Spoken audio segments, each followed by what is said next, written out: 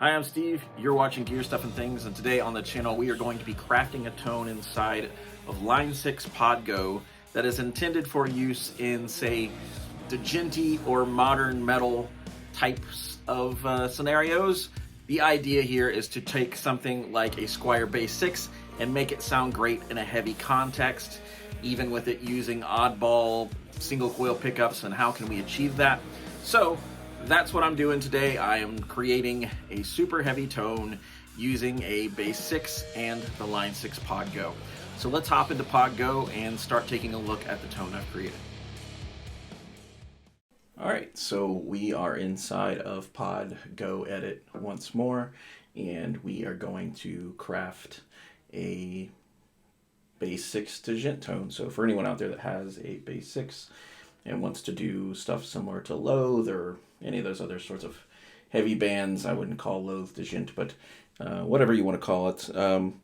This is just how I would craft that tone on a Squier Bass 6, which has a single coil in it. So I am using only the bridge pickup. I do have the low end thing kind of engaged because I do kind of want some of that in the tone, which as you can hear is pretty chunky. But let's go over what I did to craft the tone. So here is our amp, which is the Line 6 Badonk, and I have the drive set at 4.0. The bass is set at 3.3. Since this is primarily a bass instrument and not a guitar, I am chopping some of the low end out on purpose to prevent it from sounding like a bass. For the mids, I am running at 6.5. That's just where it sounds best to me, but you do what you want to do there. But for me, with this particular guitar and this particular pickup, which is in the Squier Bass 6, it just sounds best there to me. Treble I'm emphasizing a bit. Honestly, it could be a little higher, so I'll go with, let's just call it 8 even instead. Presence is off. I don't need the extra sheen. I'm just trying to have chugs. Volume is 9.6. The master is a 5.6. That is slightly above the default position, and the channel volume is quite a bit higher than the default position. Depth I have rather shallow. I'm not really too sure what that does, other than kind of making it sound like the low end is a little bit more resonant, but it just gets warbly with something this low. So I have it quite low, and sag I have almost off at 0.4. I want my reaction time for the mutes to be fast and articulate, and getting rid of that tube bloom is kind of what you want when creating tones of this kind. Bias default, bias X default, it just sounded okay to me, so I don't have a lot going on there. I went with the Line 6 Badonk, which I should have mentioned by now, but mostly because it's kind of designed to be a high gain solution, and if I recall correctly, it was what the Meshuggah tones were based around originally in some of the Line 6 products, so I figured it would get me pretty close to that. And Djent's really not a territory that I perform in and not something I typically do, but I wanted to do what I could to create a tone that was usable for that type of music using the Bass 6. So that is what I have there. Moving on to the cab, Kali V30. I have the mic at 57. The distance from the mic is about 3.0. I'm going to move it back to 2.0, a little closer. I want a little more proximity effect. If you don't know what that is, use Google and it will tell you what proximity effect is. I'm going to save that as a default, user default, because that tends to be the situation when using this cab. So next time I go to make a patch using that cabinet, it will automatically default to this setting, and then I don't have to do any sort of recreating of things. If it doesn't sound good with the amp I'm using, I can always change it later. High cut 15, that's usually where I have things, and low cut at 80. Honestly, I could go a little lower with this, but that's not necessary for this situation. I have some EQ stuff happening here, so I have taken out a little bit of the 80 hertz, so I'm taking away a little bit more low end, just because why not? And 240, I am taking out a bit of that too because it has that weird muddy scooped kind of thing going on, and I really don't want that. The 750 I've added about a half a decibel. Honestly, we could go full decibel and it would be fine, so we're going to do that. and that just gives it a little bit more attack in the mid-range, and it's just because these pickups are kind of weird and particular about how they receive information. Information meaning frequency response and how it reacts to the string gauges and all that. So that's a whole other conversation, of course. 2200, I have just shy of a full dB up, and I will make it an even dB up. Just emphasizing some of that stuff.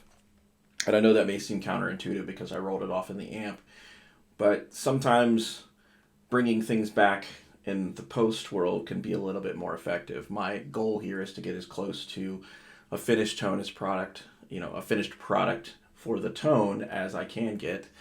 That was a really weird way of saying that. Let me try it again. My goal here is to get as close to the finished product with the tone as possible before even hitting the DAW. So that's why I'm doing this post-processing inside of Podgo.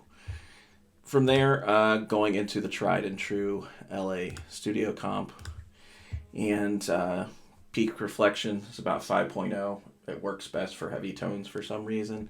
Gain is at default, which is 6.2. I have it set to compress, not limit. 100%. Emphasis 0.9, which is also default.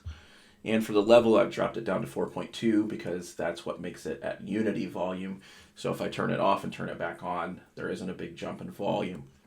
All right, so moving on to the adding of gain staging, I am adding the horizon drive in front at 1.0 on the drive, and the bright is set to 3.7, which I believe is default.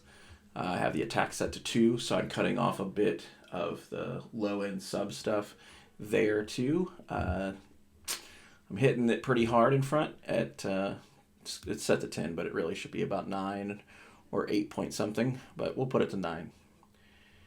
And that's hitting the amp, and yeah, so let's hear what the tone sounds like as it is.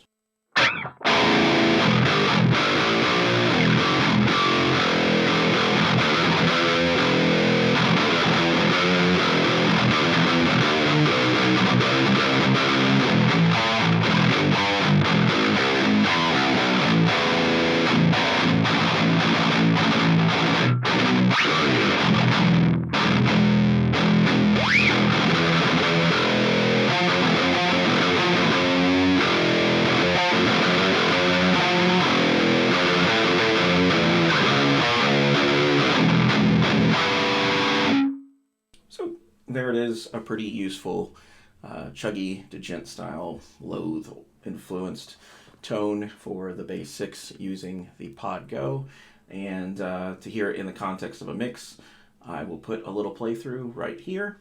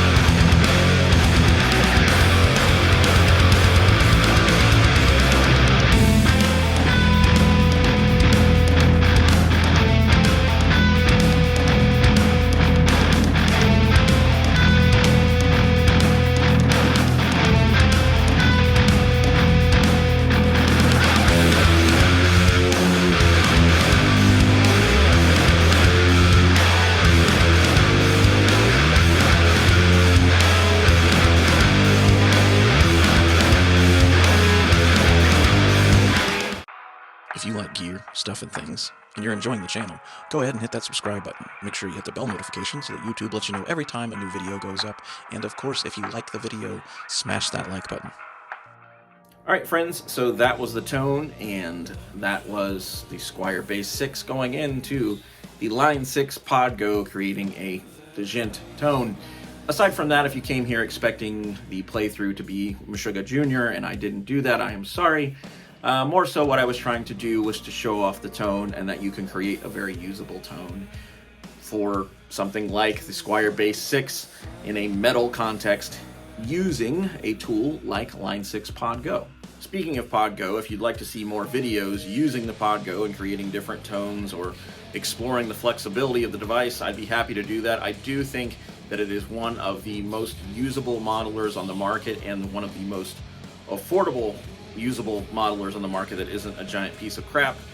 And I think it gets a little overshadowed by its big brother, the Helix, and the other competitors out there, but it is every bit as capable as far as tone creation as any of those, and I think that it is being wildly undersold as far as what its capabilities are here on YouTube and other places on the internet. So I would like to cover that more. If that's something you'd like to see, please let me know. But otherwise, I really appreciate you taking the time to watch the video. Hopefully you enjoyed it and got some use of it. If you are crafting a tone of your own, feel free to do whatever it is I did. But my advice to you always is, if you watch any of my videos, to try to find a way to create your own unique voice within the tones you're crafting, and yeah, make it your own. So thanks so much for watching. As always, there's a lot of music available if you want to go to the links in the description. I also have a ton of preset packs available on GearStuffandThings.com. There are a handful of recent ones for Podgo and the Helix family that are available at the top. These are ones that I've spent a lot of time on crafting very specific things for.